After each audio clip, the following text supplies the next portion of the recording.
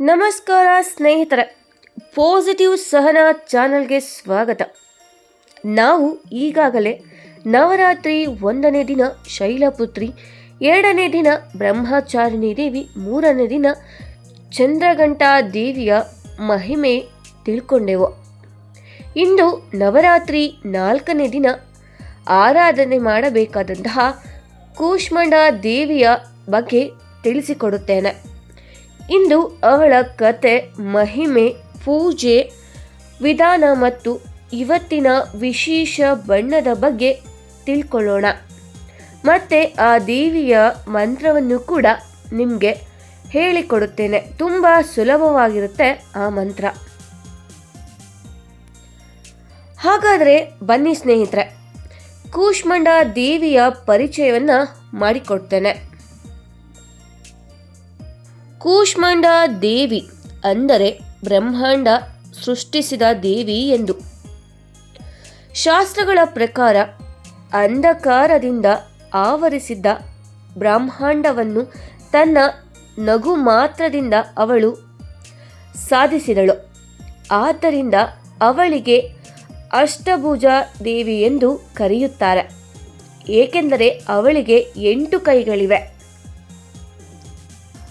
ಅವಳು ಕೈಯಲ್ಲಿ ಕಮಲ, ಚಕ್ರ, ಗದ, ಬಾಣ, ಬಿಲ್ಲು, ಅಂಬು, ಜಪಮಾಲೆ ಮತ್ತು ಅಮೃತ ಕುಂಭ ಹಿಡಿದಿರುವವರು.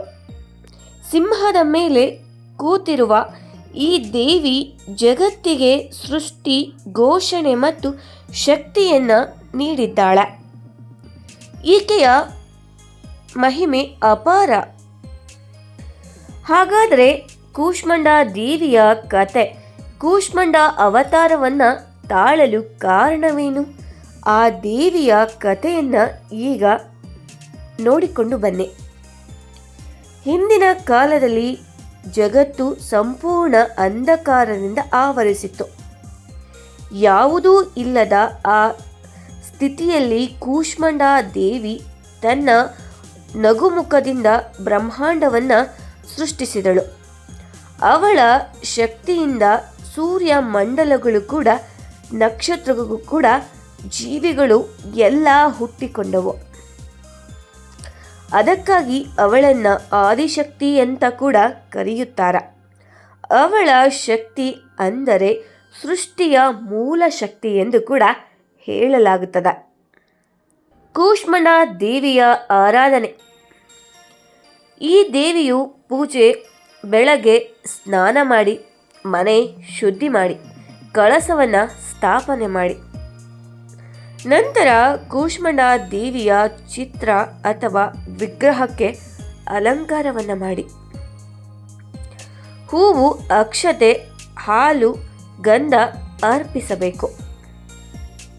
ನೈವೇದ್ಯವಾಗಿ ಹುಣಸೆ ಹಣ್ಣು, ಕಿತ್ತಳೆ ಹಣ್ಣು ಅಥವಾ ಪಾಯಸವನ್ನು ಅರ್ಪಿಸಿದರೆ ಅವಳು ಪ್ರಸನ್ನವಾಗುತ್ತಾಳೆ. ಆಕೆಯ ಮಂತ್ರವನ್ನು ಕೂಡ ನಿಮಗೆ ಹೇಳಿಕೊಡುತ್ತೇನೆ. ತುಂಬ ಸುಲಭವಾಗಿದೆ. ನೀವು ಈ ಮಂತ್ರವನ್ನು ಬೆಳಗ್ಗೆ, ಸಾಯಂಕಾಲ ಮತ್ತು ಬನ್ನಿ ಮರವನ್ನು ಪೂಜೆ ಮಾಡುವಾಗ ಈ ಮಂತ್ರವನ್ನು ಜಪಿಸಿದರೆ ಎಲ್ಲವೂ ಕೂಡ ಒಳ್ಳೆಯದಾಗುತ್ತದೆ. ಹಾಗಾದರೆ ಬನ್ನಿ ಸ್ನೇಹಿತರೆ, ಆ ಮಂತ್ರವನ್ನು ಈಗ ತಿಳಿಸಿಕೊಡುತ್ತೇನೆ. ಓಂ ದೇವಿ ಕೂಷ್ಮಾಂಡಾಯೈ ನಮಃ. ಓಂ ದೇವಿ ಕೂಷ್ಮಾಂಡಾಯೈ ನಮಃ.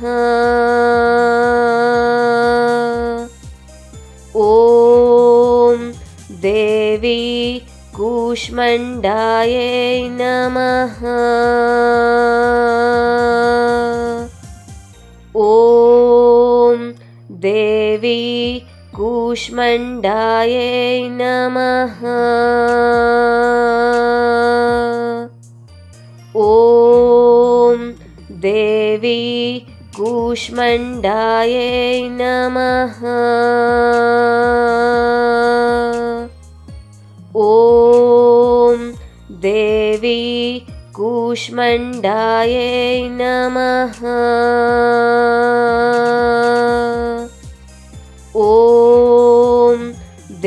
ದೇವಿ ಕೂಷ್ಮಾಂಡಾಯೈ ನಮಃ. ಓಂ ದೇವಿ ಕೂಷ್ಮಾಂಡಾಯೈ ನಮಃ. ಓಂ ದೇವಿ ಕೂಷ್ಮಾಂಡಾಯೈ ನಮಃ. ಓಂ ದೇವಿ ಕೂಷ್ಮಾಂಡಾಯೈ ನಮಃ. ಓಂ ದೇವಿ ಕೂಷ್ಮಾಂಡಾಯೈ ನಮಃ. ಓಂ ದೇವಿ ಕೂಷ್ಮಾಂಡಾಯೈ ನಮಃ. ಓಂ ದೇವಿ ಕೂಷ್ಮಾಂಡಾಯೈ ನಮಃ. ಓಂ ದೇವಿ ಕೂಷ್ಮಾಂಡಾಯೈ ನಮಃ.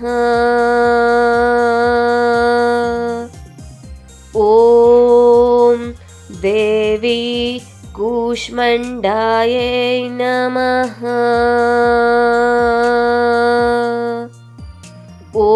ಓಂ ದೇವಿ ಕೂಷ್ಮಾಂಡಾಯೈ ನಮಃ. ಓಂ ದೇವಿ ಕೂಷ್ಮಾಂಡಾಯೈ ನಮಃ.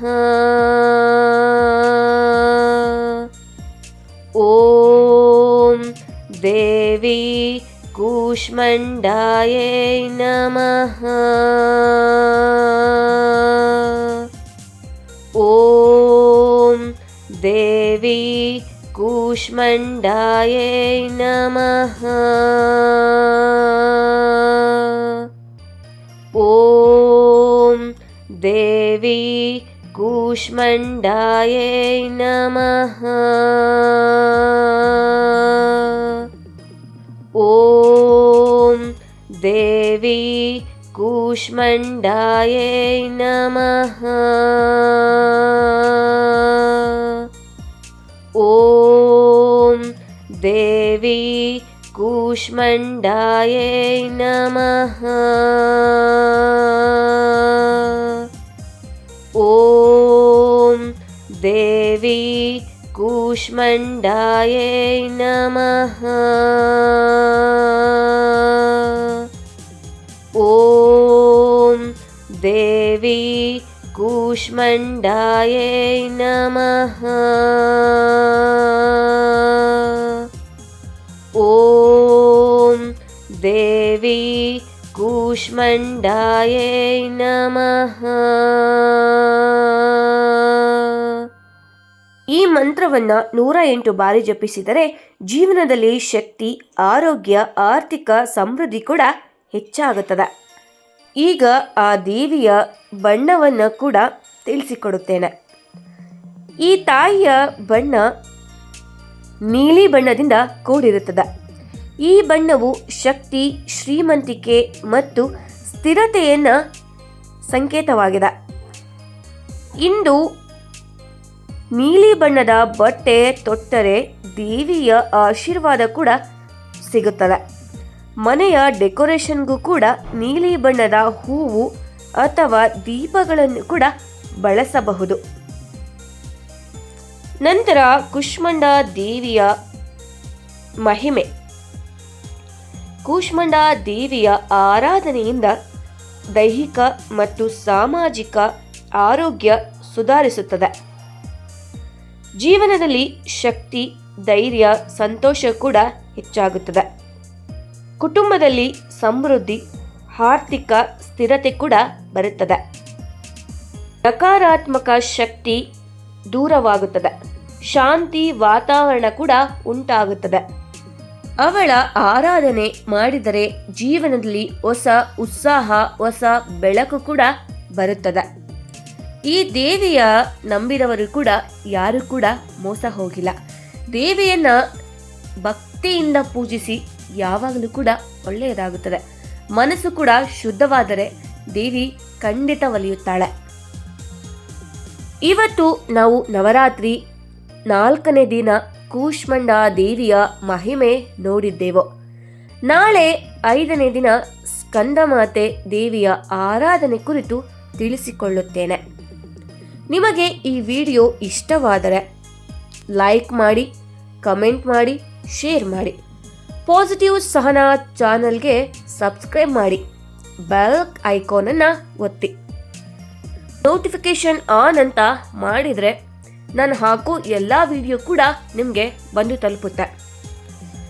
ಎಲ್ಲರಿಗೂ ನವರಾತ್ರಿ ಹಬ್ಬದ ಶುಭಾಶಯಗಳು ಅಂತ ಹೇಳ್ತಾ ನಾನು ಈ ಸಂಚಿಕೆಯಲ್ಲಿ ಈ ವಿಡಿಯೋನ ಮುಗಿಸುತ್ತೇನೆ. ಮುಂದಿನ ವಿಡಿಯೋದೊಂದಿಗೆ ಬರುತ್ತೇನೆ. ಅಲ್ಲಿಯವರೆಗೂ ಎಲ್ಲರಿಗೂ ಕೂಡ ಒಳ್ಳೆಯದಾಗಲಿ ಅಂತ ಕೇಳುತ್ತಾ ನಮಸ್ಕಾರಗಳು, ಧನ್ಯವಾದಗಳು ಅಂತ ಹೇಳ್ತಾ ಇಲ್ಲಿಗೆ ಮುಗಿಸುತ್ತೇನೆ.